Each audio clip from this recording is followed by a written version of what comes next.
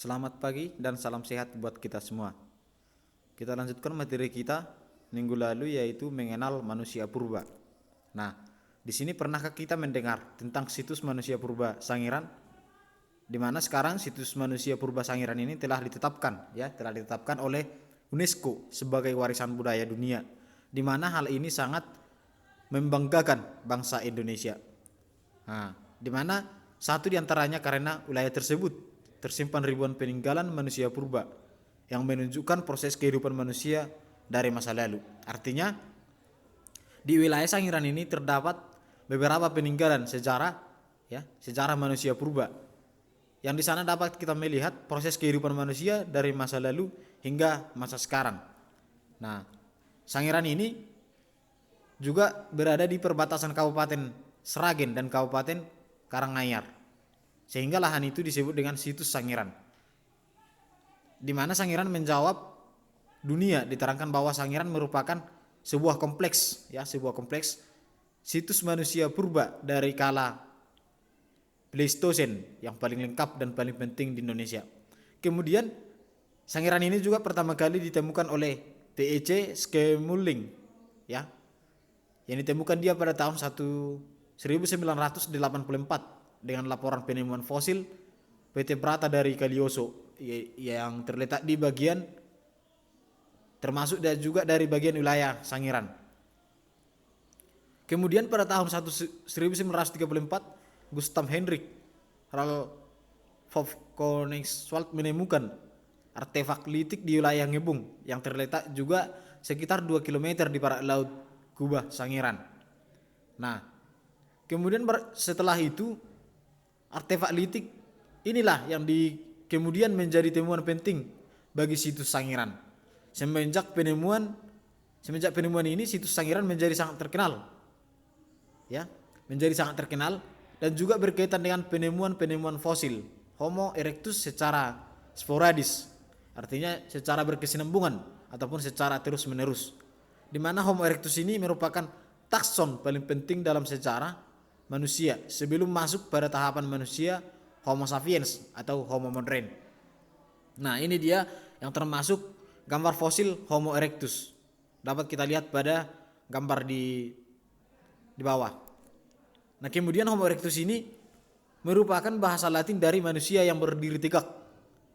Nah, termasuk juga ini spesies yang telah punah dari genus Homo. Itu dia. Yang telah punah berdasarkan fosil tempurung, kepala dan tulang paha yang ditemukan di Trinil ataupun Jawa Tengah, di mana sepanjang abad ke-20 antropolog berdebat tentang peranan Homo erectus dalam rantai evolusi manusia.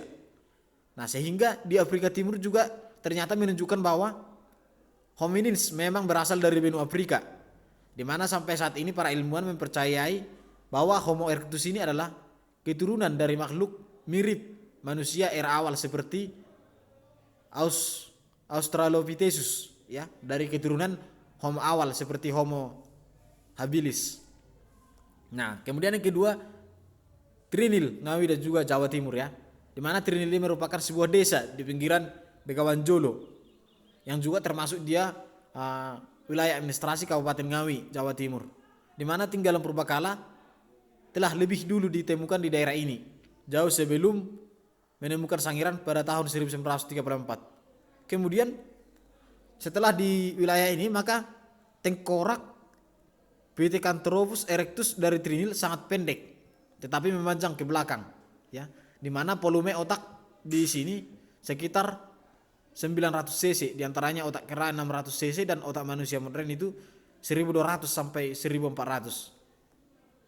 Sehingga tulang kening sangat menonjol dan di bagian belakang mata terdapat penyempitan yang sangat jelas menandakan otak yang belum berkembang. Nah, ini dia simbolnya. Sehingga peninggalan manusia purba tipe ini juga ditemukan di Pening, Mojokerto, Jawa Timur,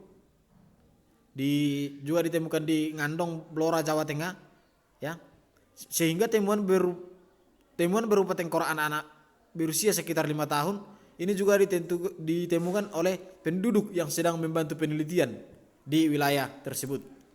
Nah, sehingga dia Sehingga berdasarkan itu maka muncul dia di mana temuan Homo erectus yang juga ditemukan di Ngadong, yaitu sebuah desa di tepian Begawan Solo yang terletak di Jawa Tengah.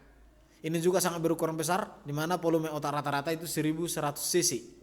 Ciri-ciri ini menunjukkan bahwa Homo erectus ini lebih maju, ya, lebih maju dibandingkan dengan Homo erectus yang ada di Sangiran, ya. Dibandingkan dengan Homo erectus yang ada di Sangiran, di mana wilayah pertama penemuan manusia purba. Di mana manusia Ngandong ini diperkirakan berumur antara 300.000 ya sampai 100.000 tahun. Sehingga berdasarkan beberapa penelitian yang dikemukakan oleh para ahli, dapat direkonstruksi beberapa jenis manusia purba yang pernah hidup di zaman praaksara. Nah, antara lain dia jenis Meganthropus.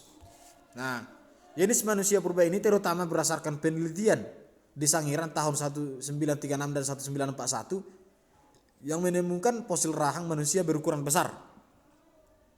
Ya, peneliti menemukan di sini rahang manusia itu berukuran besar. Sehingga dari hasil rekonstruksi ini, para ahli menamakan jenis manusia purba ini dengan sebutan Meganthropus paleojapanicus. Ya. Artinya, jenis manusia purba ini memiliki ciri rahang yang kuat dan badannya tegap. Sehingga diperkirakan dia makanan jenis manusia purba ini adalah tumbuh-tumbuhan.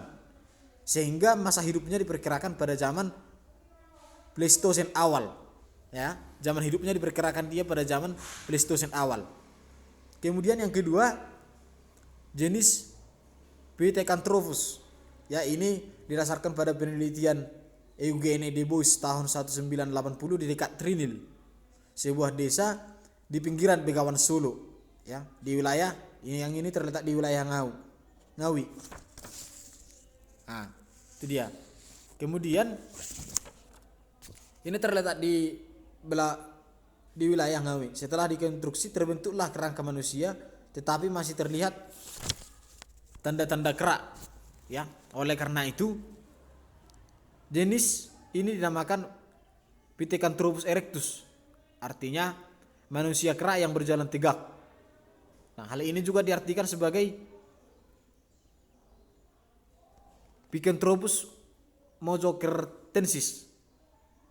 Ya, di mana ini juga disebut sebagai istilah dia terkenal juga sebagai rumpun Homo erectus yang paling banyak ditemukan di Indonesia. Nah, itu dia. Demikian dulu materi kita untuk materi yang ini yaitu mengenal manusia purba.